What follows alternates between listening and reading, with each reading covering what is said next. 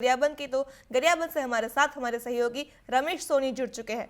रमेश जी, आपसे पूछना चाहेंगे ऐसी कौन सी खबरें हैं जो आज दिन भर गरियाबंद में सुर्खी में रहने वाली है?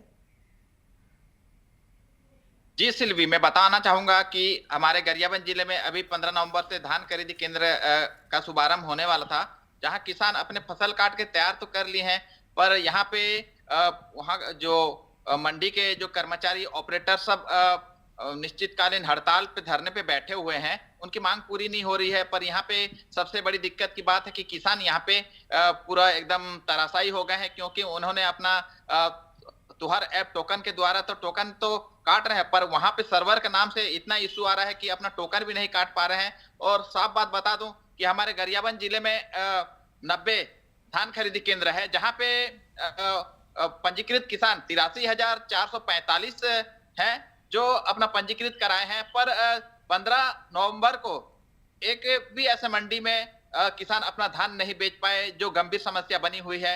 हम आपको सीधी तौर से बताना चाहेंगे कि गरियाबंद जिले के धान खरीदी के यानी 90 केंद्रों में जो वैकल्पिक तौर पे भेजे गए जवाबदारी जो ऑपरेटर और बाकी अन्य जो अधिकारी हैं, बाकी अधिकारी तो अपने हड़ताल पे टिके हुए हैं। उनका समस्या अभी तक उनको समाधान नहीं हुआ है, पर वो वापस भी नहीं आ रहे हैं। पर यहाँ देखा जाए, बात बताना चाहूंगा कि जैसे अभी नए ऑपरेटर हैं, उनको कंप्यूटर चलाने में बड़ा दिक्कत हो रहा है और किसान परेशान हो रहे हैं और अपना धान नहीं बेच पा रहे हैं, जो किसानों को चिंता का विषय बना है। अब राज्य सरकार की बात करूं तो ये पूरे व्यवस्था के साथ इस धान खरीदी के कार्य को प्रारंभ करना चाहिए 15 तारीख से।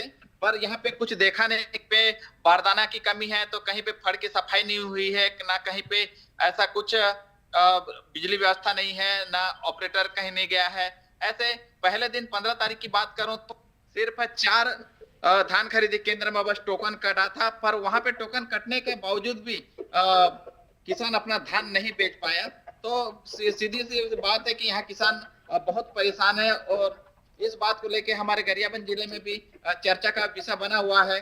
खरीदी प्रक्रिया तो आरंभ कर दी गई है, जैसे पटवारी हो या कृषि विस्तार अधिकारी, इनको जवाबदारी देने के लिए बोला गया, पर ये भी साफ तौर पे ज्ञापन सौंप के काम नहीं कर पाएंगे और उनका जो अनुभव है, जो पहले से अनुभवी है, वही इस कार्य को यानी सफल बना पाएंगे और कहीं ना कहीं धान खरीदी प्रभावित भी होगा और पारदर्शिता भी लाने के लिए यहाँ पे भारी दिक्कत होगी।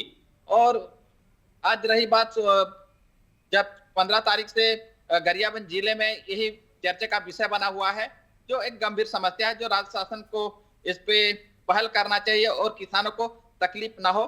जहां पे अन्नदाता ही तकलीफ में हो और उनकी बात कोई नहीं सुन रहा है, तो फिर बात और कुछ हो सकती है कि किसान अगर उनकी धान नहीं बिकेगी तो उग्र आंदोलन भी सरकार के खिलाफ जारी रखेंगे। ये बात और चर्चा की विषय बनी हुई है गरियाबंद जिले में। जी सिल्वी। जी रमेश जी, तमाम जानकारी के लिए आपका धन्यवाद। तो ये थे गरियाबंद से हमारे साथ हमारे सहयोगी रमेश सोनी, जिन्होंने जिक्र किया ऐसी कौन सी खबरें हैं जो आज दिन भर गरियाबंद में सुर्खी में